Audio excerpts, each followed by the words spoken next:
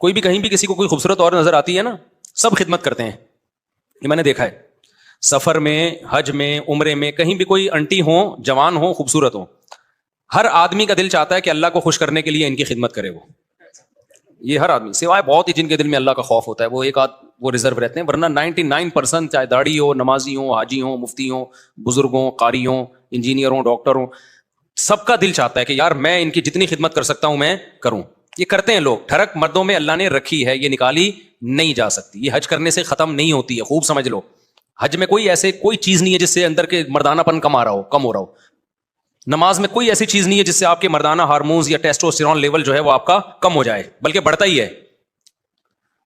یہ ٹیسٹوسٹیرون جو ہے نا، ایک مردانہ ہارمونز ہوتے ہیں مردوں میں، یہ جب تک ہوتے ہیں تو آدمی رہتا ہے، اس کی عورت کی طرف اٹریکشن ہوتی ہے. جیسے جیسے آدمی کی عمر بڑھتی ہے، یہ ٹیسٹوسٹیرون لیول آہستہ آہستہ کیا ہوتا ہے، کم ہونا شروع ہوتا ہے. 16 سال میں پیک پہ ہوتا ہے. یہ 16 سال کی عمر میں یہ ابل رہا ہوتا ہے، ٹھیک ہے نا، اتنا زیادہ ہوتا ہے.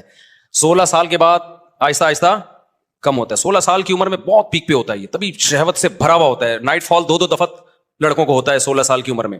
دوپہر سوئے، کہتے ہیں نا ٹرک الٹ گیا، پھر رات کو سوئے، پھر ٹرک الٹ گیا، پھر غسل کر کے سوئے، فجر سے پہلے پھر الٹ گیا. یہ 3 دفعہ تو ٹرک لوڈ بھی ہو رہا ہے. الٹنا اس کی علامت ہے کہ لوڈ ہو رہا ہے نا. تو 30 سال میں نائٹ فال نہ ہونے کے برابر ہے. جب 30 ایئرس انسان کی ایج ہوتی ہے نا تو وہ نہ ہونے کے برابر ہوتا ہے. اور 40 سال میں بہت کم ہو جاتا ہے. پھر تو بہت ہی نہ، یعنی میرڈ آدمی میں تو یوں کہو کہ ہوتا ہی نہیں ہے پھر اس کو، الا یہ کہ وہ سفر میں چلا جائے کہیں بہت دور. تو اب یہ جو ٹیسٹوسٹیرون جو مردانہ ہارمونز ہیں نا، یہ جب بات چلی پڑی ہے تو مردانہ کی جہاں بات آئے گی، نوجوانوں کو بڑی دلچسپی ہوتی ہے کہ یار یہ ہارمونز بڑھیں گے کیسے.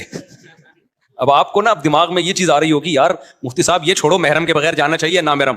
اب یہ ہوتا ہے کہ ہارمونز بڑھیں گے کیسے. تو یہ بھی بتا دیتا ہوں، آپ ڈاکٹروں سے تحقیق کر لیں. یہ جو ہارمونز بڑھتے ہیں نا، یہ کوئی ایسی میڈیسن نہیں ہے. آج کل لوگ مردانہ قوت کی دوائیں کھا رہے ہوتے ہیں، یہ کھا لو، یہ کشتہ کھا لو، یہ پشتہ کھا لو. او بھائی، نارمل آپ کی صحت اچھی ہوگی تو آپ سب کچھ ٹھیک ٹھاک ہوگا آپ کا.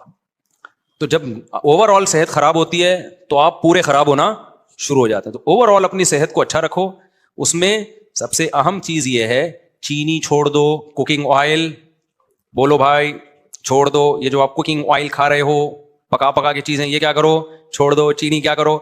آپ طاقت بنانا چاہتے ہو کھا کے، کھانے سے نہیں بنے گی. کچھ چیزیں چھوڑنی پڑیں گی. جب کچھ چیزیں چھوڑو گے تو جو کھا رہے ہوگے وہ اٹھا کر کے باڈی کو لگیں گی. ہوتا یہ کہ ہم جو میٹھا زیادہ کھاتے ہیں نا، پھوڑتے پھاڑتے رہتے ہیں. روٹی میں بھی کاربوہائیڈریٹ بہت زیادہ ہے، چاول میں بھی بہت زیادہ ہے. جب یہ دیکھو، یہ جم میں جاتے ہیں، یہ میری بات کی تائید کریں گے.